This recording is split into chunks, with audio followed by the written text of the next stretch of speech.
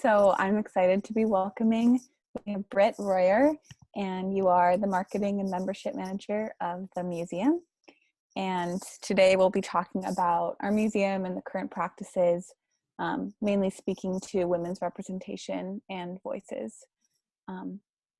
And so I'm Willa Claire. I'm a double major in Women and Gender Studies and Dance, currently in Portland, Oregon. I'm a community engagement student, so just helping out with this presentation.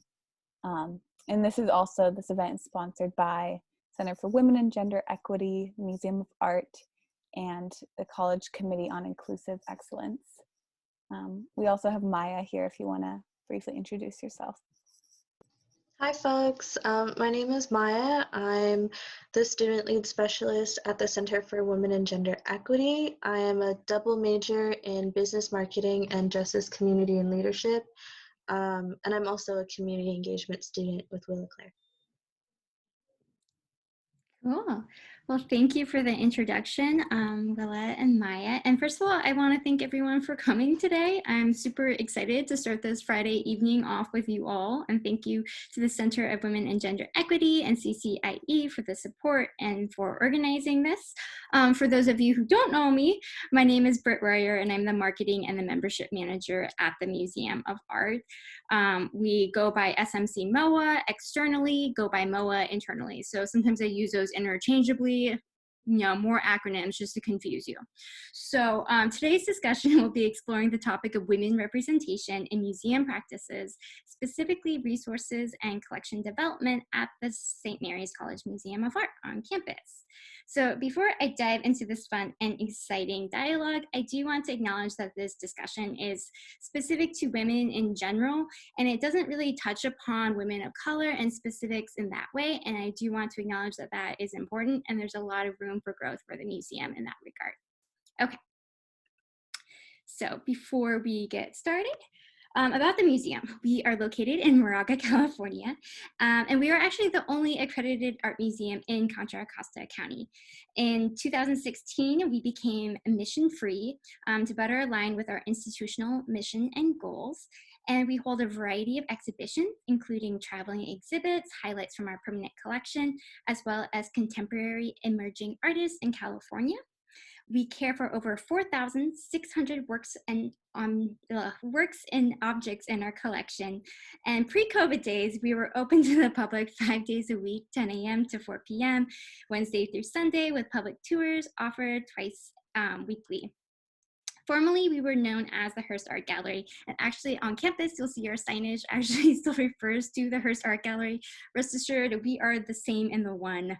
In 2011, the museum had an expansion in which 40% of our storage and facility was increased, and that's when the name shifted to St. Mary's College Museum of Art. So I got some images of our exterior and of our interior gallery spaces. Okay. So I want to start with our mission statement, which we recently updated in July 2019. This was one of the first projects I was a part of as a new staff member for the museum, and so it speaks very specifically, and it was neat to be a part of that process. But I'll take this moment to read it for you all. St. Mary's College Museum of Art acts on the belief that art illuminates our lives and creates a more humane world. We affirm our institutional mission to develop the whole person. We are committed to fostering curiosity and wonder through exhibitions, collections, and programming. We bridge regional art interests in the world, and we cultivate cultural discovery, bringing people and art together. So very ambitious. So the basis of our foundation, and I think this is a good place for us to start today because it helps to kind of conceptualize where we're at as a starting point. The basis of St. Mary's College Museum of Art started in the early 20th century. It was founded by Brother Cornelius Gregg in 1934. And we're actually known for the largest, most comprehensive collection of William Keith paintings. William Keith, from 1838 through 1911, was a leading artist in California during the late 19th and early 20th century. As with his contemporaries, George Inness, Winslow Homer, and Albert Pinkham Ryder, Keith's style of painting gradually evolved throughout his artistic career. At the beginning, his style was very accurate, very detailed.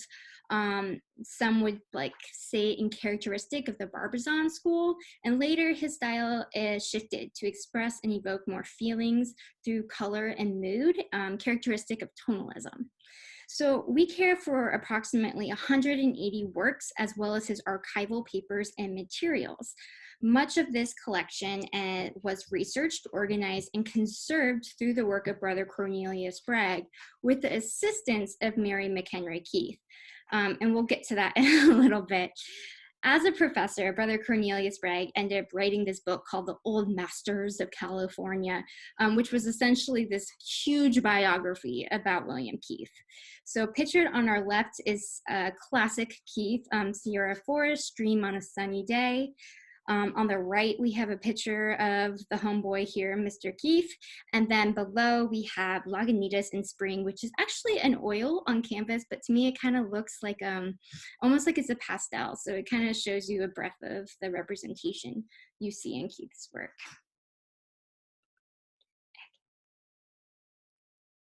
So why is the representation of women in museums important? I think this question is center and the topic of our discussion today.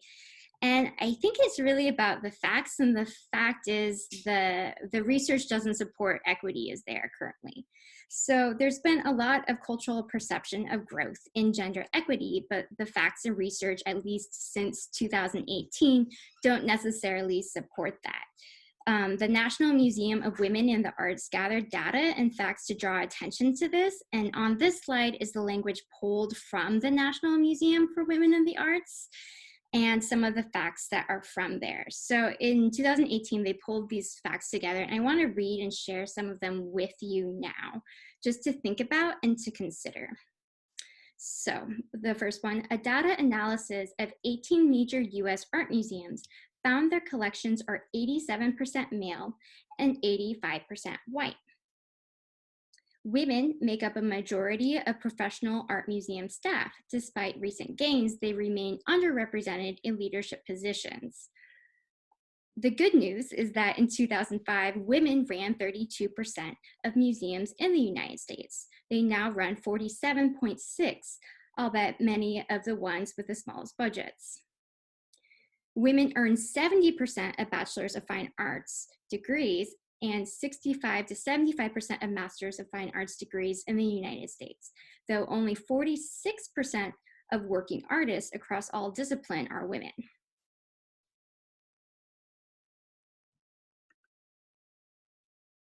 Okay, so what are the ways we can acknowledge this disparity and do better? This is a key question, and that's always central and on my horizon. I don't think this is one of those questions you can just put on your to-do list and check off, right? It's ongoing, and it needs to be integrated into daily and long-term strategies, planning. This year has been, and last year has been challenging for museums in ways due not only to current trends, but closures with COVID and reduce budgets and staff. So when I tackled this question, I tried to focus on what we could do now, what can we do with the resource we have available, and then how does this impact long-term planning for the future? So today I'll be sharing just a few ways that we've integrated this question into our practices and what this looks like in terms of deliverables and representation.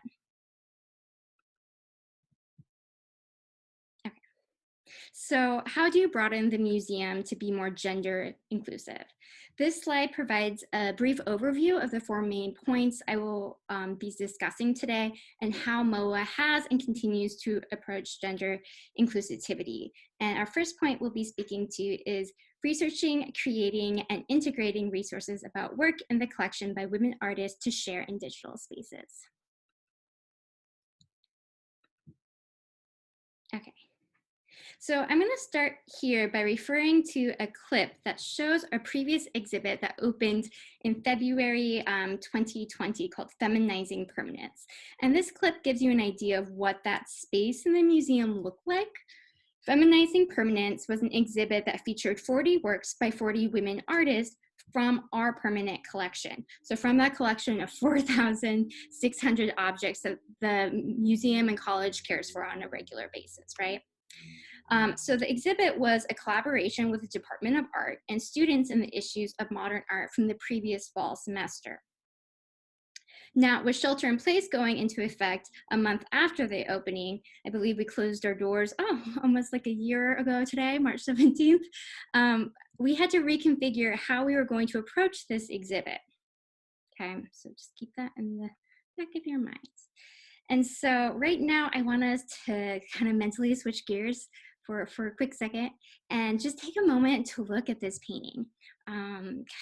Just let your eyes explore the surface, the materials, the subjects, and what are some of the things that you notice? And feel free to unmute yourself or to throw your observations into chat.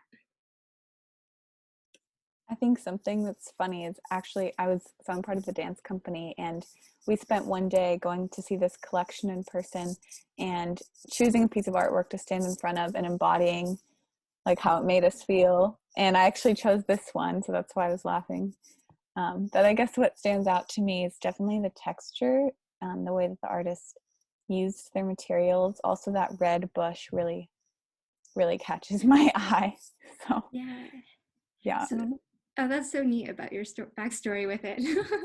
But yeah, so the texture, first of all, we're looking at a watercolor, and that's what was done on kind of like that grainy paper. And so the way it captures the material itself and then distributes the paint and pigment based off of like the water ratio. So even with like the red being a little bit more full here, and then it's a little bit more opaque over here with the browns. Maya, I see the colors, the red and the orange. Yeah, so it's kind of this garden landscape with a lot of these different kind of colors moving in and out together.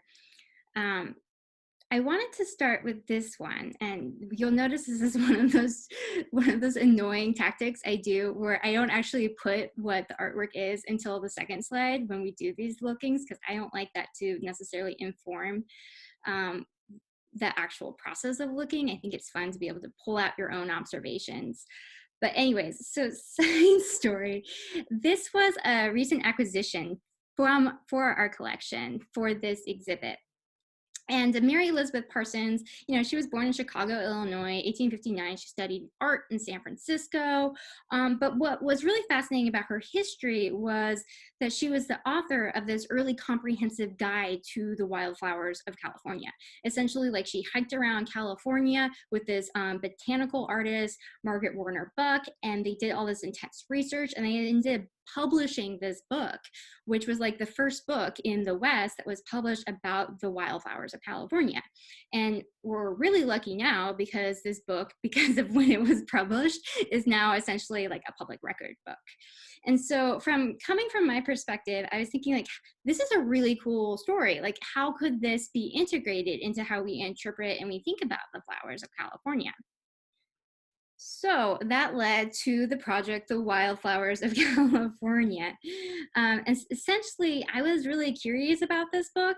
And so I looked it up and found out that through Project Gutenberg, the book was actually digitized. And so I created a website link where essentially you could then go to the publication and see the original. But then I also built this out on a page where I took select flower entries. And then when you click on them, you can click on the images and they switch to a PDF, which then are downloadable like coloring pages from the book. At the time, it was spring. And so I was thinking, what can you do right now? You can go hiking, you can color, you can be around these flowers. And I really liked that the illustrations themselves stylistically lended themselves to a diverse audience, right? It's something that not only like a kid would be interested in drawing or coloring, but also something like I would color, or like even you could color with like your grandma. Like they were just like very beautifully well done. They weren't juvenile. They weren't, I don't know. I thought they were beautifully done. And so that was kind of the first idea and project of kind of thinking through how can we make the collection connect with how we navigate and we move through daily life. So essentially, as these ideas grew, I needed a platform for them to live, and for all these different stories of these 40 different women artists and different approaches to telling those different stories, right? And so there's different projects that were built out, like the Curator Cuts, which were these 1 minute to 1:30 video clips speaking about the work, and they were designed for like brief engagement through like social media and small devices in those forms. But then as these projects continue to grow, it was important that they then moved over to something that could be built out further and have a longer shelf life. Because thinking about all of these objects in our collection, they are in our collection, as in like they're always going to be around. You can reuse and have these materials as education and interpretation devices in the future. And so that's where this page really came to light, and trying to like curate it in certain ways for engagement. So this is a screenshot of how it was curated. We have like read the stories and insights from the collection, the wildflowers, and then the passage of summer, which I'm going to speak about in just a little bit. Cool. So the passage of summer was this 4-folded selected works from the permanent collection, where they were kind of like these blogs and stories. 3 artists, of which were women, 2 artists were indigenous peoples. And the idea was to use this content in this larger built out shelf life through digital platforms, but then also curated around the idea of summer. So it could reach where people were at to a certain degree. And it was also integrated into instituting, this is what women in a permanent collection look like. So this idea that it wasn't necessarily about them being women artists, but hey, this is something that we have in our collection and we want to share it. So with this, each one was released in a different month, right? So we got June, July, August. Now I can't even remember if I did May or September, but you get the drift. And here are the 3 different works by the women artists. On the left, we have Summer Hunter by Lucy Quinaku. In the center, we have Birds of Summer by Pisolak Ashuna. And on the right, we have Summer Girl by Helen Hyde. And these stories and these works of art were all released through the different months, and they collected around the idea of summer, okay? So moving on past that idea to our second point, reframing language around institutional history and recognizing credit due.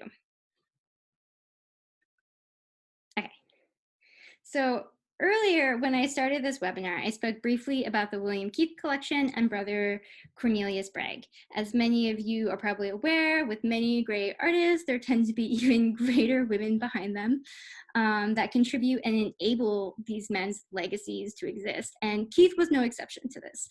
However, there really wasn't much visibility around this. So a core part for us was instituting women representation within the framework of our institutional history to create this visibility about these particular women, their lives, and what they did to make the Keith collection, the museum, and also their work as artists and archivists. So I'm going to start here with Mary McHenry Keith. She was William Keith's second wife. And up until 2019, this hadn't been really visibly acknowledged. So what we did was, 1, we wrote her into the narrative of how we told our history through pamphlets and the website. But 2, we also created a digital platform to share her story beyond Keith and also her role in women's suffrage. So this platform answered key questions about Mary McHenry Keith. Who was she? What was her role in establishing St. Mary's College Museum of Art? And also sharing information about this portrait right here on the left that we had in our collection and was also featured in Feminizing Permanence. The release time of this information was to correspond with the centennial of the 19th Amendment and suffrage history in the fall. And I kind of nerd out about this, so I'm going to just share with you briefly who Mary McHenry Keith was. She was an American social justice advocate, and she's most known for her work leveraging women's rights through the passage of the Sixth Star in California, which actually passed in 1911. So it was way before the 19th Amendment went through.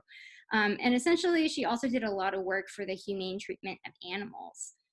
What we know is that she's also responsible for gathering, recording, and archiving Keith's paintings, and that she worked really closely with Brother Cornelius. And essentially, without her assistance, he probably would not have information to even write that book about Keith. So what's kind of neat about her personal story was she was one of the first women to graduate from Hastings Law. I think she's actually considered the first. And her fluency in the law contributed to her public speaking and her work with the Berkeley Political Equality Club. And so like in 1895, she organized the Women's Congress. And at this time she meets Susan B. Anthony and they become like good friends, keeping regular correspondence. And essentially like she becomes this leading figure in helping to ensure California gets the right to vote for women in 1911. Previously, they had tried in a campaign in 1896 or in 1895, around those timelines, and it didn't pass. And so she kind of reviewed why it didn't go through and how she could use like modern technology and also leveraging their home as a place for meetings and stuff to ensure it would pass. And so after the passage of that, she was actually elected the president of California's Equal Suffrage Association. And then her work expanded to then support other states until the ratification in 1920.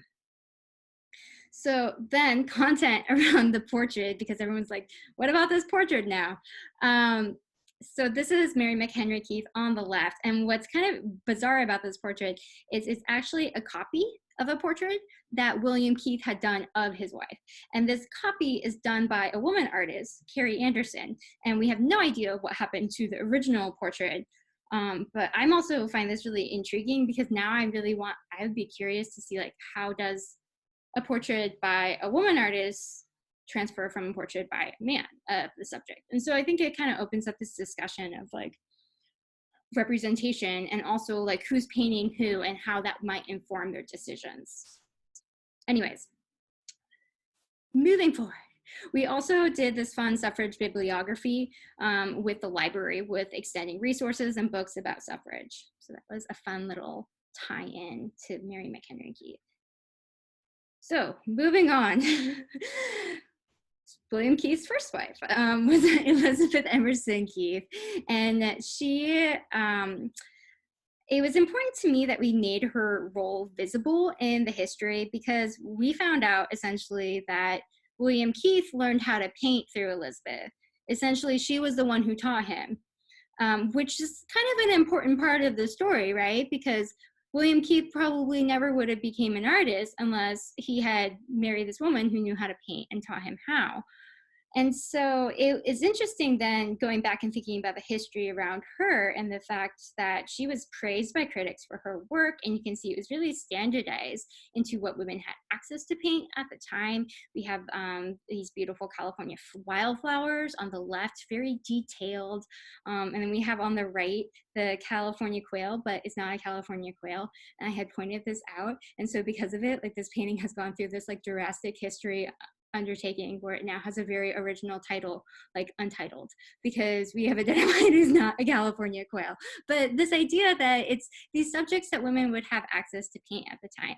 And then even her own work became overshadowed by her husband's work. Which isn't uncommon for the era, but it's also something that informs our history and our understanding of Keith to a certain degree, right? So we actually care for about 5 of her paintings in our collection. And as you can see, like she was very skilled as an artist. And so what were some of the ways that we could increase visibility around her skill and her contribution? And that kind of ties into some of these digital resources, making the images more accessible.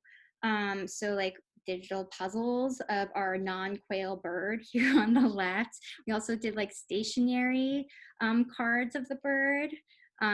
This was kind of a fun project for me. I really like the still life pairings from history with connecting these portraits of fruit to recipe books that would have been accessible during the period. And so this idea of like, oh, well, what could you do with your surplus of pears? You could make this fun jam from the St. Mary's Women's Guild of Mill Valley, you know, so this idea that there are these like connections and different ways to interpret and to think about the artwork. So on to our next point, acquiring and collecting artwork by women artists that fit within the museum's collection focus. So many of the collections in many of the work in our collection are gifts.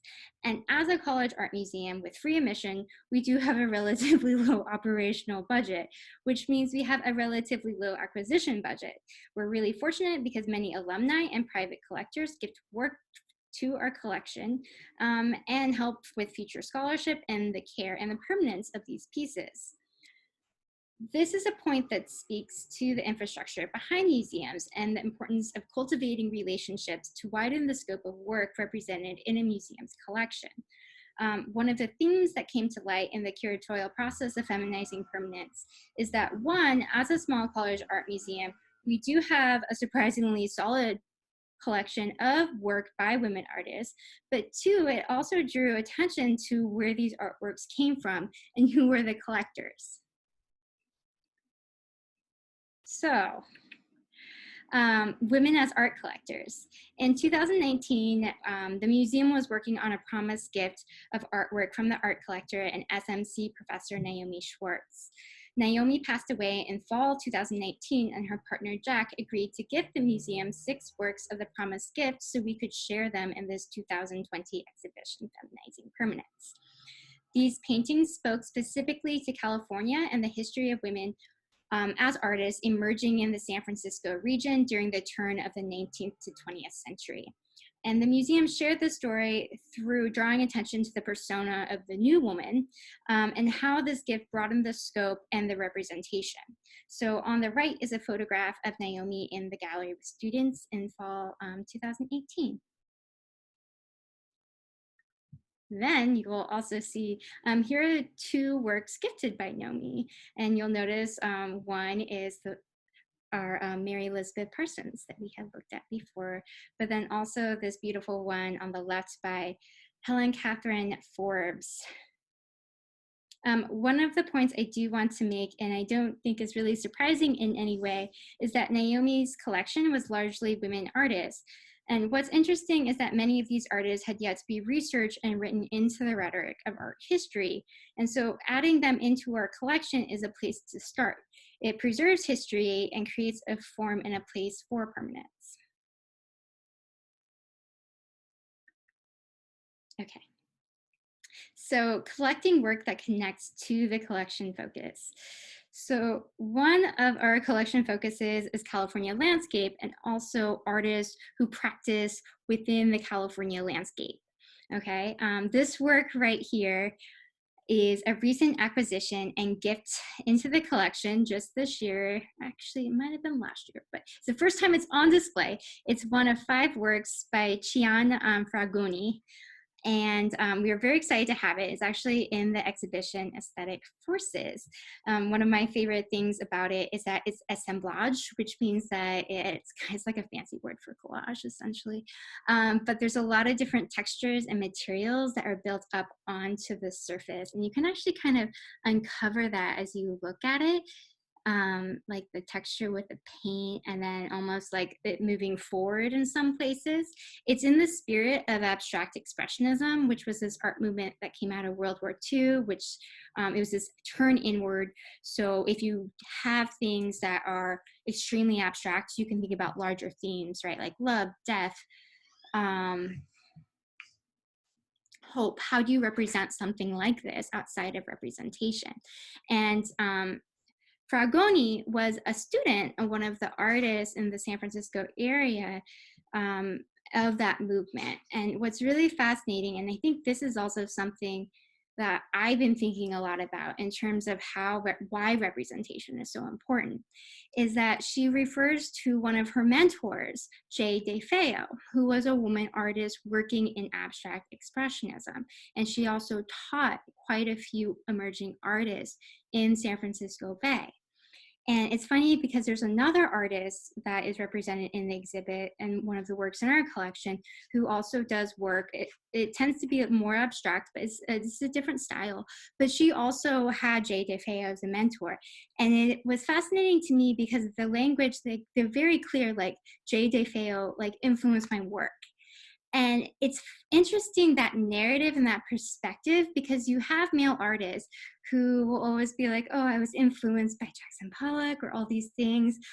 But you don't have the male artists be like, oh, I learned so much from Jay DeFeo, right? And so I think it really speaks to this idea of like, it's easier to access something when you have someone that you can relate to who's mentoring you, and that there is this like language, and you can actually see then how that affects that next generation of artists and why that's important. And so that's been really fun to uncover, even with this current exhibit and the curation process there, is seeing that legacy and that impact that women artists from abstract expressionism had on their students, and the confidence of their students to navigate through different materials and different ideas in their own work, but yet still pay homage to their teachers. Kind of a cool concept. But anyways, okay. Then our last point is supporting women artists through exhibitions, programs, and collaborations. And this will be our last point. Pretty transparent and accessible in art, but once again, it addresses representation and integration into institutional practices. Okay. So the first element here on the left, we have this slide with some of the facts about women artists. This slide is designed to redirect our attention back to women artists, particularly women artists working today. And here are some of those shareable facts from the National Endowment for the Arts. These remind us why it's important to support women artists in this journey towards equity. And I'll let you take a moment to read these before I move on to some of the ways that SMCMoA and with our current exhibit doing that.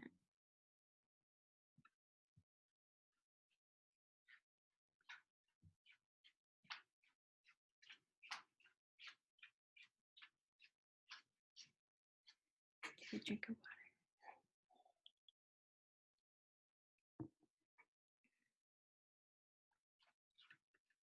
Okay. So I kind of hinted at this, and I'm particularly excited to talk about this because this was an exhibit that I curated that just opened. And it's called Aesthetic Forces, Nature in the Modern California Landscape. And it essentially picks up with the California landscape after Keith. So I had mentioned how that's a collection focus, but it kind of pans it in this idea from 1915 to 2015. So in 1915, there was this huge World Fair in San Francisco where all these modern ideas and art practices were introduced, but then you also had this like homage to William Keith, who had recently passed away. 2015, on the other end of that, we have the California drought, and you have a lot of these different kind of events throughout that time period that informed and shaped artist approaches. And so one of the things I was thinking about with selecting these works, because once again, this was an exhibit pulled from our permanent collection, looking at those 4,600 objects, how can we pull something together here that speaks to a certain theme and that is accessible to think about ideas, right? And so the idea behind that was through a lens of aesthetics, particularly looking at aesthetics through the language of the sublime, which is this concept of this fear, this lurking threat that artists work with in art and works, and then also the picturesque, which is this idea of this pleasing sensation an artwork or landscape can produce, and kind of thinking about these as informing how you react and feel about a landscape. And so within each of the different gallery spaces, there's different themes that kind of break down specifically like how that fits in the context of history. But when I selected these works, one of the underlying elements was also this idea of representation and making sure that like the women artists that are in our collection that do have landscapes are being represented, that artists of color in our collection that have done landscapes are being represented. And so really looking at what we have currently and how we can make sure there's these different voices and different narratives that are all here and that can come together in this exhibit. And then it's also really tricky too, because there are so many different voices and narratives. How do you approach this without pigeonholing an artist? How do you approach this without taking away from the overall theme of the exhibit? And I think that's like one of those questions, and that really shares the importance of interpretation and building out additional resources about individual works as a platform and space to do that. So right here, this is, see if I can play it. This is video footage of the galleries I literally just took yesterday. So it's the most updated version. It's still in a stage of installation because this exhibit was a little different in how we approach it typically, because with COVID, we prioritize having a digital space for the work on the website before the physical space. And so this gives you an idea of what it looks like in the physical space, but then you'll also notice we're in the process of doing accent walls. I get really excited about accent walls because I rent currently, so I can't paint walls. And so having an option to paint walls is like really exciting for me. But it's also kind of fun too, because then you're trying to think of how, what's the color that will bring out each of the different works, right? And so it shows you how it physically moves through the space from the first gallery in the Hirsch to this ramp space. That's our first painted wall. You can see we still have the tape on it. Very authentic, behind the scenes look right here. And then we'll move on into the next gallery. This is the Brother Cornelius. This was a page turner for me because I had no idea I was gonna pick peach. That was like a surprise. Like I initially was gonna do blue and then I'm like, nope, peach. But then also you can see this kind of integration of like, I know because I curated it, but like which are the women artists and making sure their voices are represented within this space. So once again, drawing back into how that informs curatorial decisions. While this plays, does anyone have any questions for me right now?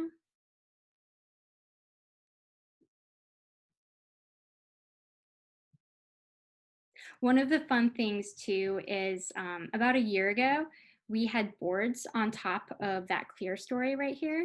And so we opened those up and it really transformed the physical space with just like natural light. But then it also brought in some other issues with like light conservation. And so we put like a UV filter on it to help protect the paintings. But then you'll also notice even how I position the artwork, like there's no works on paper that are on the west and east walls because of how the light moves throughout the day. That would be too much light exposure. And so it makes more sense to put works on paper in darker galleries or on different walls that wouldn't have that direct exposure.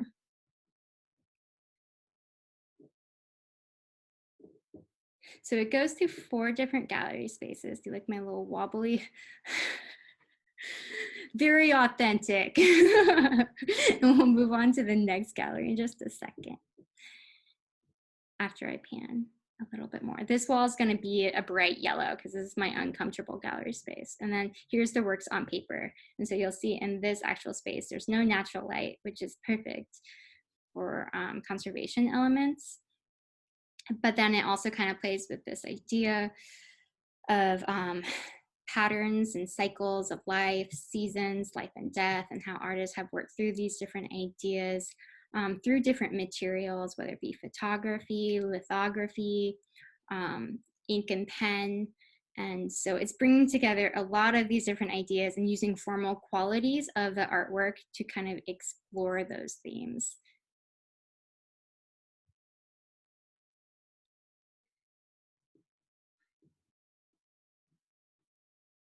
One I particularly like. I realize I moved really fast in this one, so if it makes you dizzy, you can look away.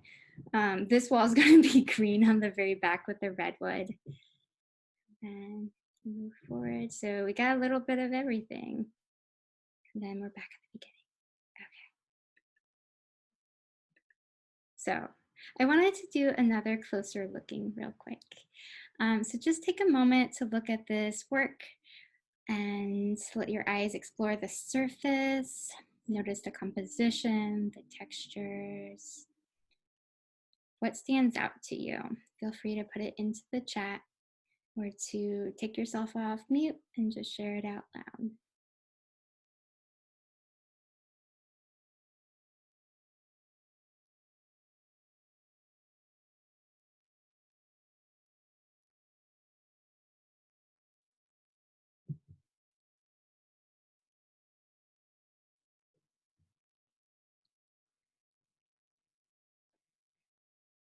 So the imprinted letters, right here. The medium is playing with my perception. Okay. Willa, can I ask you to expand on that a little bit? I guess I'm just like, I'm trying to figure out what that is, but I mean, it looks like clay in a way, but it's probably not. But you're like noticing that rise of the texture, right? It seems really thick and three-dimensional almost, especially in these plans and spaces. And also with the letters, I find them really peculiar because they're positioned directly in this plane, but then they don't overlap in the white space at all, or in this black space, or even in this space, right? What else do we notice?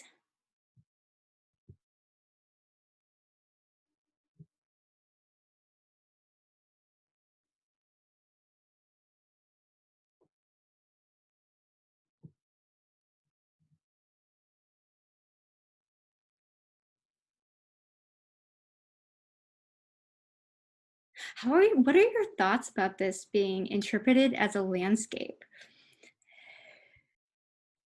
Like, does it even look like a landscape to you?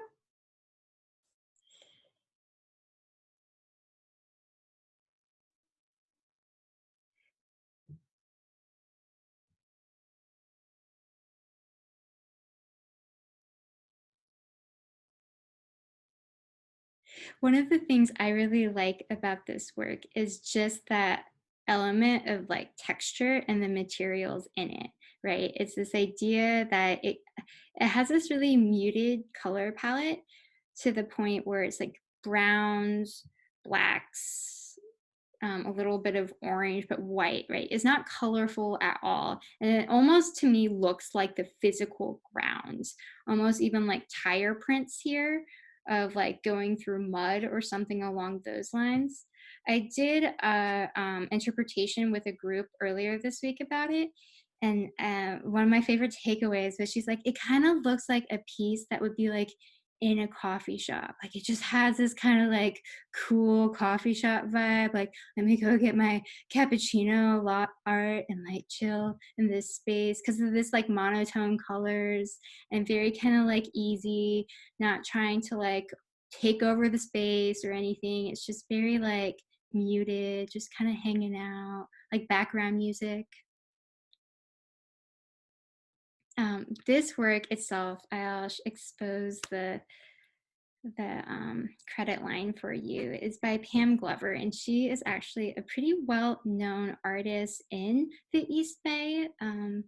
She was part of the Society of Six, which was this art movement after William Keith that surprisingly did a lot of like plein air, open air paintings with light, bright colors. And like when you look at this one, you're like, really?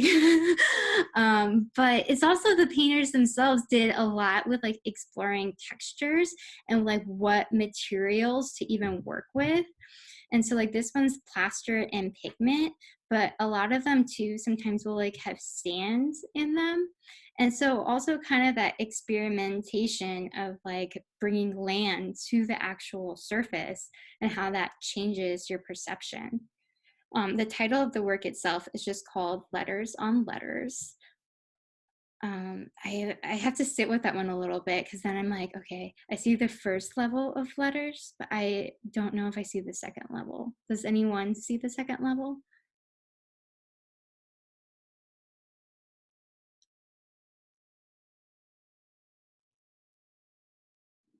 Yeah, I'm still not there. Um, but There we go. There is a Y. Yeah, this right here, is this what you're referring to, that Y? It is interesting though, because there are these like diagonal shapes that have this like expression of meaning within them. I know abstraction can sometimes be a difficult like medium to look at, because we are not like looking at a specific subject where it informs based off of representation. But when you're looking at something abstract, I also find it can be a little freeing, because then you start to notice other things, right? You notice the texture, and then you can explore that and kind of be free from thinking about what it's supposed to be and more of like, what is it? Okay, cool. So any other ideas or thoughts about this one before we move on? Cool. So I do want to talk about some of our other upcoming exhibitions that speak to women representation. This one being Keith and Kari, which is one that will open in the fall, and hopefully we're planning for an in-person opening, so it should be exciting to actually see physical art in physical spaces again. But this is about an artist, Kari Marlborough, and she's actually a ceramic artist, but her process is a lot about like uncovering archival journeys of other artists and figures in history. And so one of the things that she was interested in about Keith is just like his exploration of the environment and places and how those places have shifted. And so she works in ceramics, and one of the elements that she wanted to do was go to these physical places that Keith painted and like respond based off of like the soil samples, incorporating that in her clay or like in the slip that she uses, and kind of working through like archival material. And so it's interesting because it's like this dialogue where from her own interest dealing with a similar subject of the landscape and the environment. And then the other one we'll be having concurrently is Collective Memories Stone Cuts from Cape Dorset. And this one came out of that kind of exploration of what is in the collection. And I had mentioned the work earlier that we had written about from Pisolak Ashuna. And we are really lucky because we had received a gift donation of all of these beautiful stone cuts by these women artists in the Cape Dorset region of Canada. And I'm really bad with my Canadian geography, so I actually had to look up where that was. It's in the Northwest Passage area. And essentially, like in the 1960s or so, a lot of the Inuit populations in that area were transitioning from semi-nomadic living to settlements. And so one of the ways that the Canadian government accounted, or like were trying to meet people where they're at, was by having graphic artists come and show them like how to make art, enabling to tell their stories. And in some ways it created essentially like this visual telling of like memories and a lifestyle that is no longer happening, right? But then it shared that history in a language now that generations like us can now absorb and be a part of. And so I think it'll be a really fun exhibit, and it'll be really great to show these works because they've never been exhibited before at the museum, and they're so beautiful. So I am very excited about that. And then just a shout out to our next event, which is March 20th. Which is now part of the symposium that we're all very excited about for Women's History Month, is our History Babes. And what's neat about our History Babes is they are podcasters and writers, but Natalie, the one right here, is actually an alumni from St. Mary's. She did her undergrad in art history and then went on for art history. And I think a lot of the ways that they're approaching it is making art much more accessible and more fun and integrated into life. And so it'll be great to have them kind of speak to challenging the elitism and the traditions in art. Okay. So it is 4:54, right before 5 o'clock. So this is my information, my email right here. If you would like to reach out to me with any questions about anything, and also if you want to get more involved with the museum, I know starting in the fall, we're going to start taking applications again for student workers. If you would like to actually start doing some interpretation practices or anything along those lines, definitely feel free to reach out. And before I leave you all to have a wonderful Friday evening, afternoon, do you guys have any questions for me? I can tell we're all just really like excited for it to be Friday and to not have to look at a computer. So I'm gonna let you all get to your weekend, and I just want to thank you for spending this time with me. Thank you. Thanks, guys. Yeah, thank you so much. Enjoyed that. Thank you. Okay.